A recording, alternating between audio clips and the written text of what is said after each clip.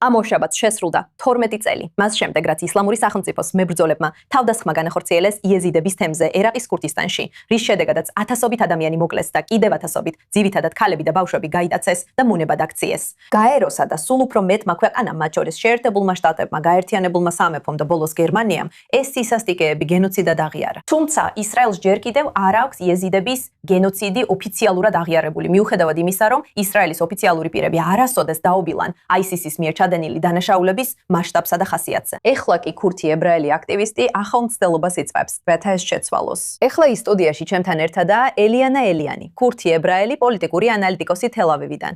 ელიანა, დიდი მადლობა, რომ დღეს აქ 24 News-ის სტუდიაში ჩემთან ერთად ხართ. გმადლობთ.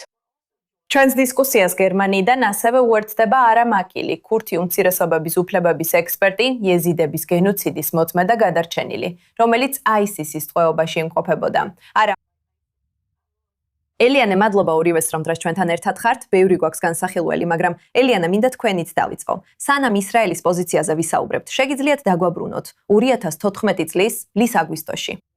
ზუსტად რა გააკეთა ISIS-მა იეზიდების საზოგადოებას?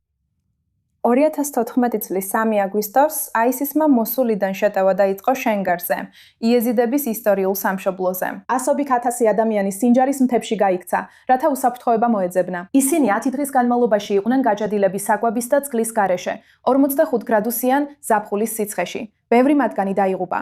ბევრ სხვას კი ოჯახის წევრების დატოვება მოუწია, რომ უსაფრთხოებისთვის ასვლა გაეგრძელებინა. ამასობაში ათასობით იეზიდი მოკლეს, მათ შორის 5000-ზე მეტი იეზიდი მამაკაცი და ხანდაზმული ქალი. ქალები და ახალდაზრდა გოგონები გაიტაცეს და სექსუალურ მონობაში გაპიდეს.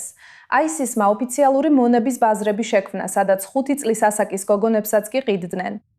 და ისინი საშინლად იტანჯებოდნენ, როგორც მონები, რომლებსაც ყიდდნენ და ხელახლა ყიდდნენ. დღემდე 2500-ზე მეტი იეზიდი გოგონა და ქალი კვლავ დაკარგულად ითვლება. ვაუ!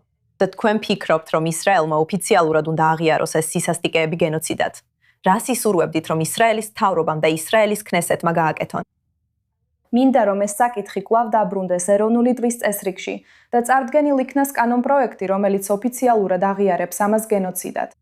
როგორც საგარეო საქმეთა მინისტრმა გიდეონ საარმა ახლახან თქვა, სწორი საქმის გაკეთებისთვის არასოდეს არის გვიან. ჯერა რომ მთავრობაში ქნესეთში ბევრი ადამიანი არის, ვინც დიდი ხანია ქურთების მეგობარი და მხარდამჭერია.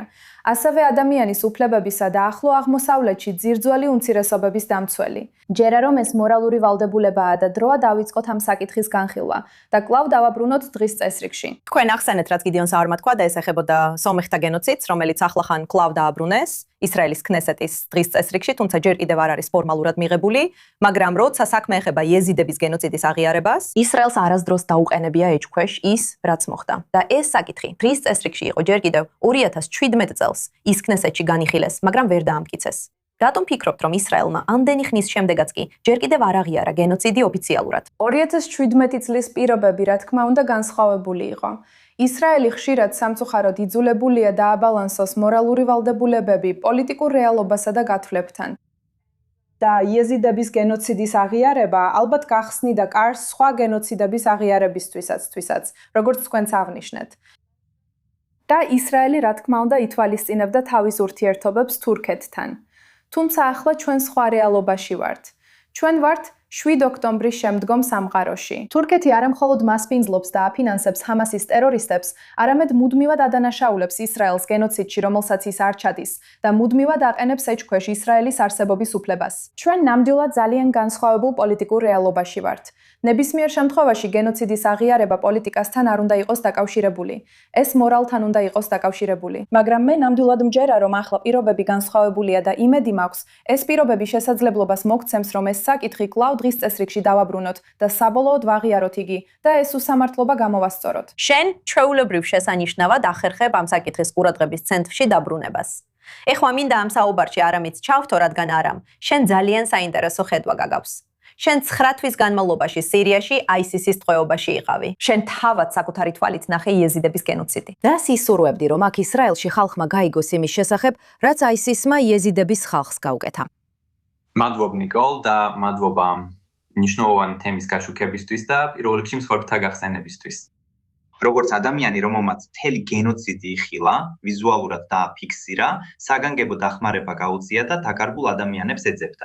ისრაელელებმა უნდა იცოდნენ, რომ ჩვენ ერთსა და იმავე ფრონტის ხაზზე ვდგავართ ჯიჰადისტური მოძრაობების წინააღმდეგ, როგორიცაა ალ-ქაიდა, ისლამური სახელმწიფო, ჰამასი, ელიანამ უკვე დეტალურად ახსენა, რა მოხდა 2014 წელს გენოციდის დროს. მინდა ერთ რამეს ხაზი გაუსვა ძალიან მოკლე და მარტივი მესიჯი, რომ ისლამური სახელმწიფო იგივეა, რაც ჰამასი. შეიძლება სხვადასხვა სახელები ჰქონდეთ, მაგრამ მათ აქვთ ერთი და იგივე მოწამლული იდეოლოგია რეგიონში, რომ თავს ესხმიან მათ, ვინც მათგან განსხვავდება. ამიტომ ნებისმიერი დამარცხება ისლამური სახელმწიფოსი ქურთისტანის რეგიონში ასევე არის იმ იდეოლოგიის დამარცხება, რომელიც ჰამასს კვებავს.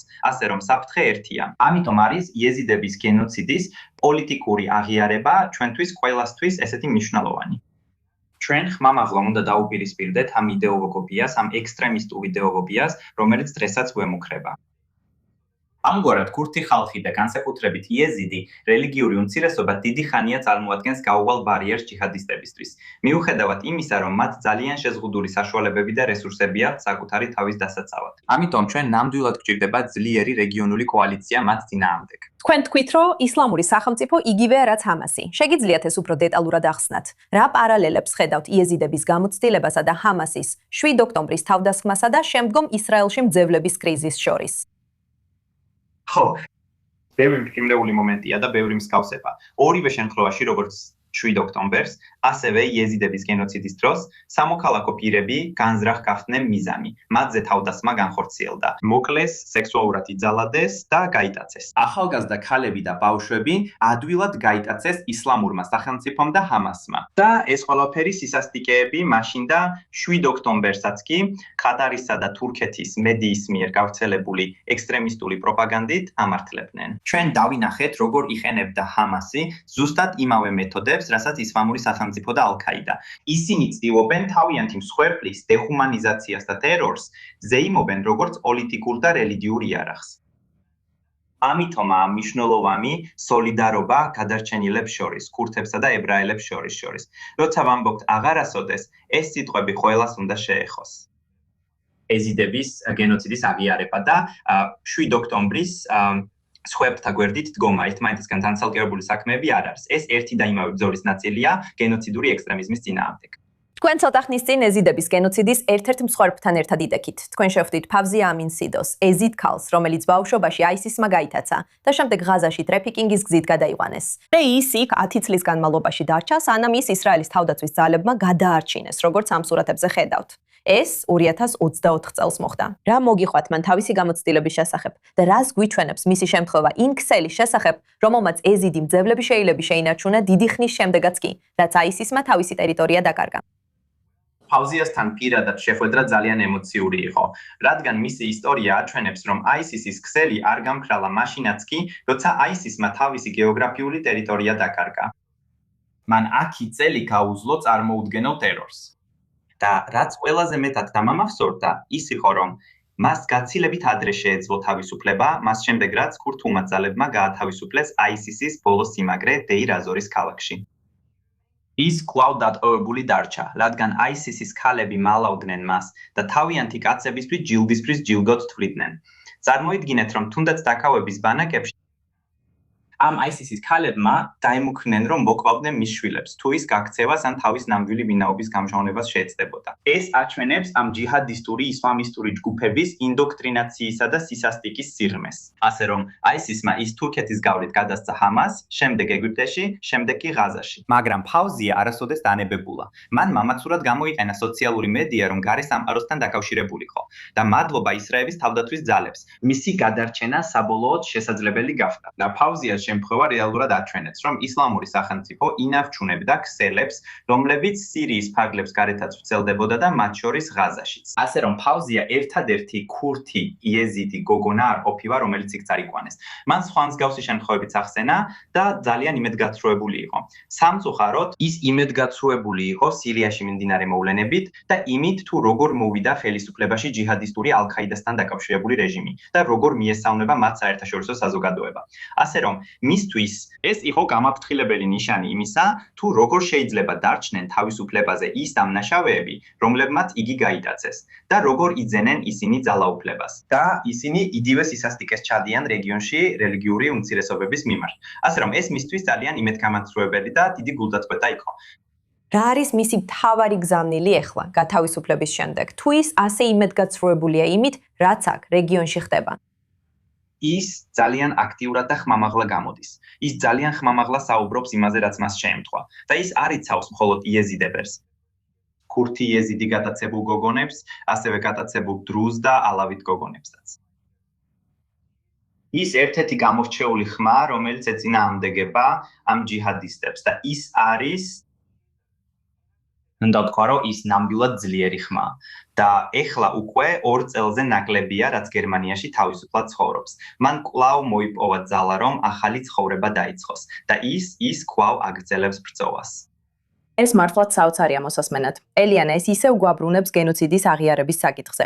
გერმანიამ ოფიციალურად აღიარა იეზიდების გენოციდი 2023 წელს, მაგრამ ეს მოხდა გადარჩენილთა და აქტივისტების მრავალწლიანი კამპანიის შემდეგ. ეხლა როცა ყურადღებას ისრაელისკენ მივმართავთ, რას ნიშნავს იეზიდების გენოციდის ოფიციალური აღიარება ისრაელის მხრიდან ფაუზიას მსგავსი გადარჩენილებისთვის?